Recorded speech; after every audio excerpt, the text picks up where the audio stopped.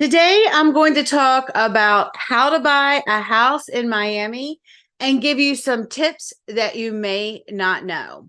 And I'm going to get started now.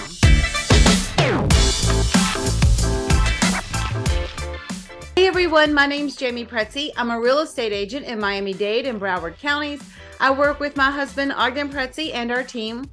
Today, I'm going to talk to you about how to buy a house in Miami and give you some tips that you may not know. But first, before I get started, if this is your first time here, hit that subscribe button so you never miss another update. We do put out new videos every week. Also, use the link in our information box and download our free relocation guide. We have a really good guide page there. It's about 42 pages long. I've recently updated it, and I'm getting a lot of really good reviews about it. So I hope you enjoy it as well. Also, in the description box, you can find all of our contact information. So if you'd like to give us a call, text, or email, whatever works best for you is fine by us. Okay, let's get started. So just to kind of give you a quick summary of what we're going to be talking about today, I'm going to go over you don't know what you don't know. It's a topic that I always like to cover because a lot of times people think buying real estate in Miami is just like where they're from, and it's very different. So that's really important to know. Also, HOA rules and regulations, insurance, off-market opportunities, days on market, maintenance costs, and the local rental market. Okay, so I always like to start with you don't know what you don't know. And I know it sounds kind of like maybe not so nice, but it's really the truth. It's really sometimes hard to understand how our real estate process works here until you're actually in the middle of it. That is just starting from people who need financing for condominiums. And when I start talking about how the building also has to be eligible for financing, and sometimes people just cannot grasp that. It's nothing bad about it. It's just they've never experienced that before and they've never been through it. But once they actually start working through that process, then they see and experience exactly what I'm talking about. Or you don't know what you don't know, maybe sometimes about looking at properties that are in really bad shape. You pay for an inspection and then you get the inspection report back, and the 4-point and the wind mitigation and some of the other reports come back and they're not so great. Sometimes you just don't know what you don't know because you've never done it before. And even in real estate, we always say every single transaction we learn something, because you have so many different parties, you have very different properties, there's always different things that are happening at the properties. So it's just important that you surround yourself with a really good team of people who they know what they're doing and they can guide you, and also not tell you things that they don't know because maybe they don't know. They go and find out the people who can best help you. HOA regulations. Some single-family home neighborhoods in Miami are in homeowner associations with very specific rules and regulations. Before purchasing a property, I would highly recommend that you thoroughly review the bylaws and the fees and other restrictions that can impact how you're using that property. Some HOAs are even strict about the paint colors, how often you mow the lawn, the color of the mulch in your lawn. Yes, that is a thing. That actually happened with one of our buyers. The seller had a little ding on their HOA approval process, and they could not get the approval from the HOA. Our buyers could not get the approval until the seller changed the mulch color and updated the mulch in the front yard. So it's important to know. And if you are not a fan of rules and regulations and you do not like HOA style communities, you have to be very careful about buying in one. Maybe you don't want to buy in one. The good news is you have a lot of options here, that everything is not in an HOA in Miami-Dade, especially single family homes. Now, in Broward, a lot of properties in Broward are in HOA communities. If you're buying a property and you're very concerned about the impact windows and impact doors and garage doors, when you're looking at those properties, I would highly recommend that you check to see if they have the stickers. And then if they don't, ask about the stickers, because a lot of inspection companies will not give credits for impact windows unless they can see the actual stickers on the windows and the doors. And even if all the windows are impact, but maybe the garage door is not, or the front door is not, our experience is that they will not give credits unless everything is rated impact, and you can actually have proof that they are in fact impact. So that's a discussion for two different people, one for the home inspector and two for the insurance company. Again, I know what I know and I know what I don't know, but stickers, I can tell you, I know because I'm at a lot of home inspections. They're really important. So definitely something to pay attention to. One thing that we do sometimes for our buyers, especially in a market where there's tight inventory, not all the inventory in Miami-Dade right now is super low, but in some areas they are more than others, some buildings more than others.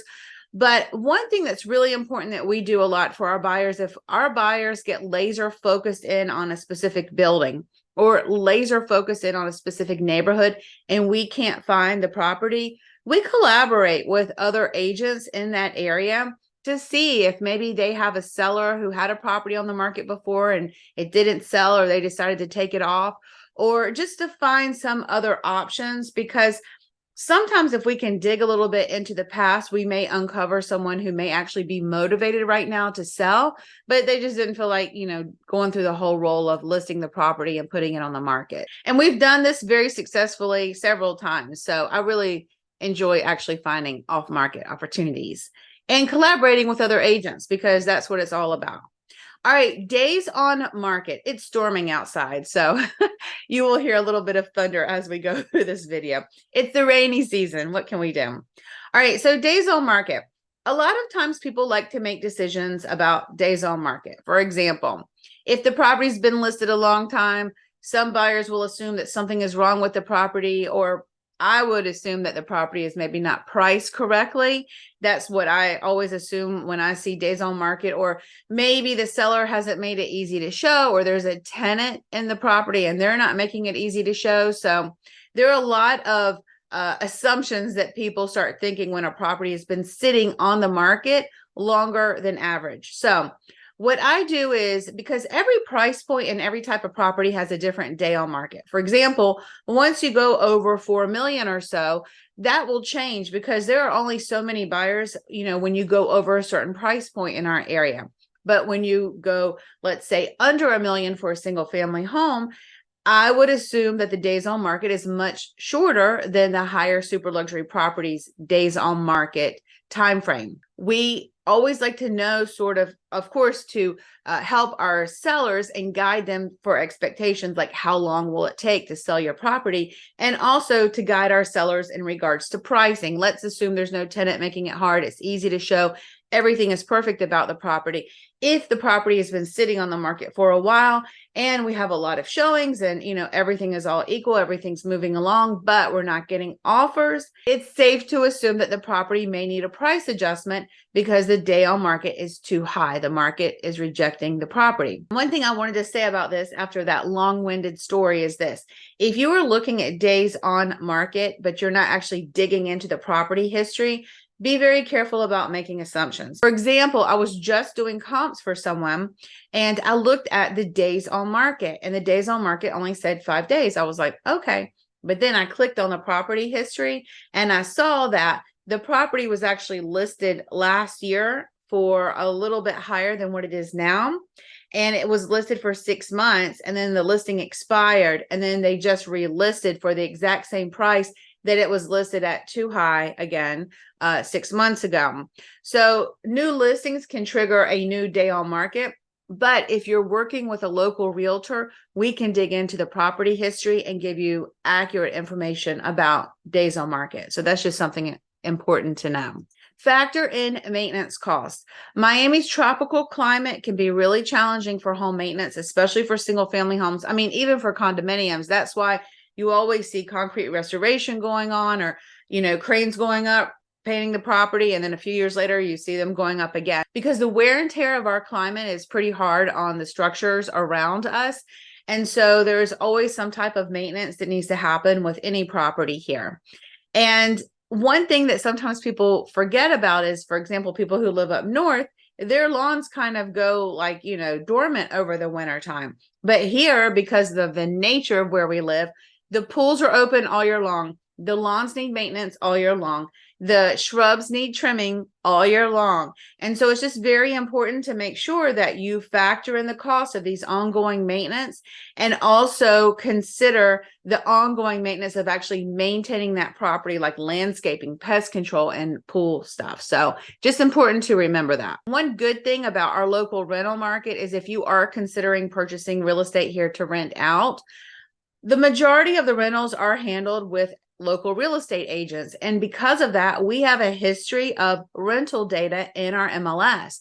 So we can really provide you some very good comps and data information about how long it may take your property to rent, the condition that it needs to be in to rent. Will it rent better furnished or unfurnished? And just overall a really good history and data for the local rental market. And that way we can help you to understand sort of the rental demand in that area, the rates, and also any rules and regulations that go along with renting in a specific area. Sometimes people are interested in buying properties here to do short-term rentals. Short-term rentals here, that is highly regulated. We don't do them, and short-term rentals are anything that is 181 days or less. So 6 months plus 1 day or less is considered a short-term rental in our area. So you need to really know what you're buying, if you're buying in an area that allows it, if you're buying in a building that allows it, if the area is zoned for it. And then after that, you need to get the proper licensing and pay the appropriate short-term rental taxes. All right, so I think that's it about how to buy a house in Miami and some tips that you may not have thought about. I hope that you found it helpful. My name is Jamey Prezzi. This is my husband, Ognjen Prezzi. Don't forget to download our new relocation guide. You can find us online on Instagram at the Prezzis, and we will see you soon.